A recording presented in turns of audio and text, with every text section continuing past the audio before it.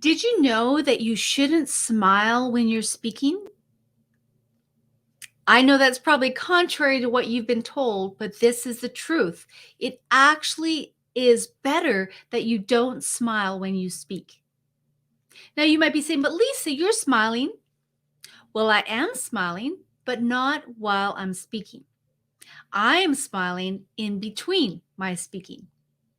Now, in a minute, you're going to learn why it's so important that you don't smile when you're speaking.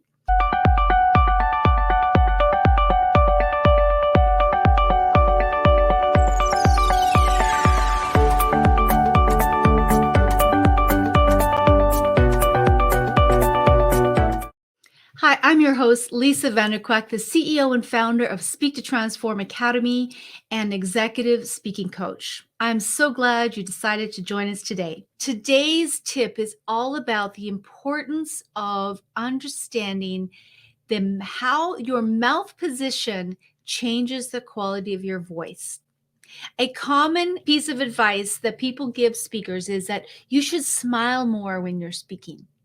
And what they really mean is that you should actually be warmer when you're speaking. You should come across more approachable, more warmer. You look too serious when you're speaking. And I agree that we should have more warmth and approachability so that people want to engage with us. People want to listen to us. They don't think we're angry. But there's a right and a wrong way to do this. When you are smiling all the time, it actually changes the quality and the tone of your voice. What you want to do instead is that you want to smile in between your sentences or at the places where you would normally take a breath. Like right there. Did you see that? So that is at the end of a sentence, or say for a comma and a period, instead of smiling throughout. Here's the reason why. When the corners of your mouth are wide all the time, it actually changes the quality and the tone of your voice. It can make you sound more nasally. If you've ever been told that you sound more nasal, then you might want to look at what you're doing with your mouth. I want you to listen. I'm going to say something and I'm going to say it in two different ways. One way is where my mouth is wide, I'm smiling. The other way is when I'm not. So, for example, if I'm talking to you, that was a really weird smile I just did. So, I could be talking to you right now and smiling the whole time because I really want you to know that I am warm and approachable. Or I could be talking to you right now and still want you to know that I'm warm and approachable, but not putting the corners of my mouth wide. Now, which one of those sounded more richer in terms of the tone of my voice? You can go back and listen to the replay of this and hear.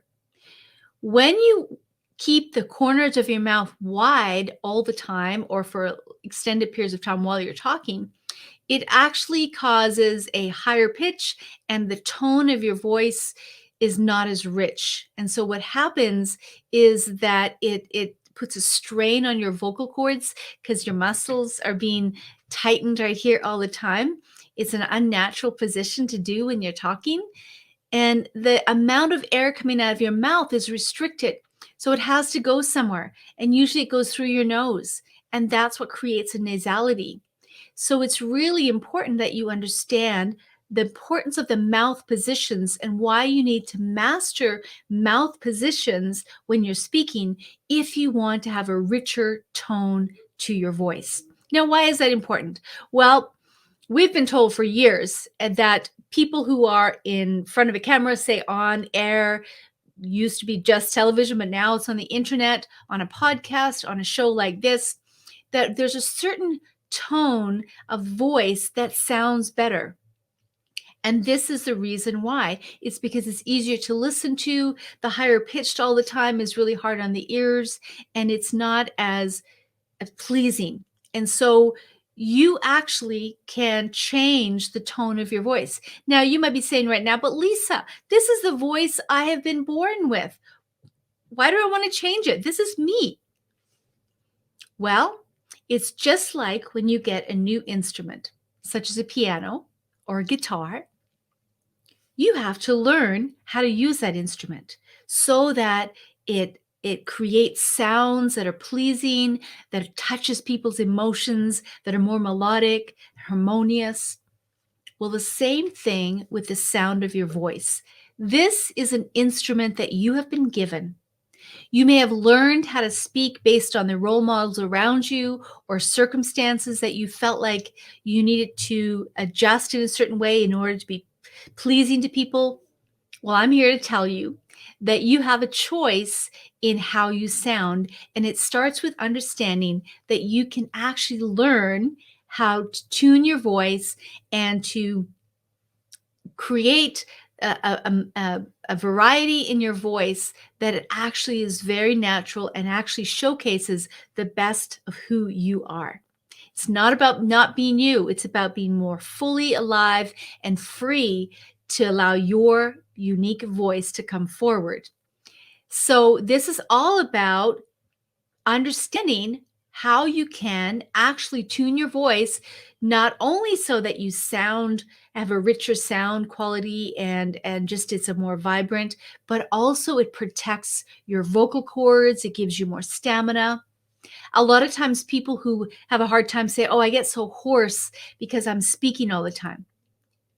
Well, it's probably because the mouth positioning is creating a tension in their vocal cords, their muscles, and creating that soreness. You know, I used to be a speech language pathologist, and this was a huge part of my training in terms of how to protect the vocal cords, what's the proper functioning, what do they need in order to function at optimum and not wear out, not get swollen, not get sore, all these things. And if you are properly using your mouth positions and understanding how the apparatus works and the instrument, you should not have a sore throat, even if you speak hours and hours and hours. So, I want you to do something. I want you to record yourself, whether it be on your phone or on a computer, record yourself saying something just naturally, like you normally would.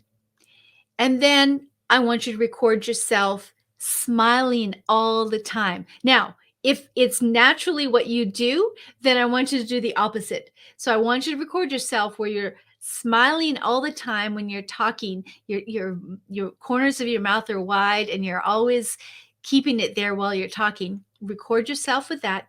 And then record yourself where you're more relaxed. Your jaw is more relaxed. You're not creating this narrowness in your mouth. You're not, the corners of your mouth are not wide all the time.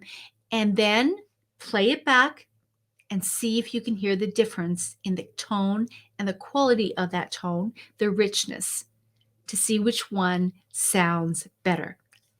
Let someone else listen to it as well, maybe a spouse or family member, to see if they can tell the difference or if they can hear a difference between the two. And you can tell them what the difference is. All right, so that's your homework for today. That is a tip. If you want to increase the richness of your voice, the tone of your voice, then pay attention to the mouth positions and learn to master those mouth positions so that you can actually come across as more approachable, more warm, without damaging your vocal cords and without compromising the quality of your voice. Let me know in the comments. Let me know what is your biggest takeaway and what you're going to do, how this has changed your perspective on speaking, and what's one thing you're going to do this week to help you to increase the richness of your voice. Thanks for tuning in today, and be sure to check out the show notes and any pertinent links mentioned in this episode. Make sure and share this with a friend, a like-minded kingdom woman who wants to learn how to become a positive and powerful voice of influence and learn how to speak with confidence, clarity, and transformational impact. And remember, your voice is a vehicle of transformation and needs to be heard.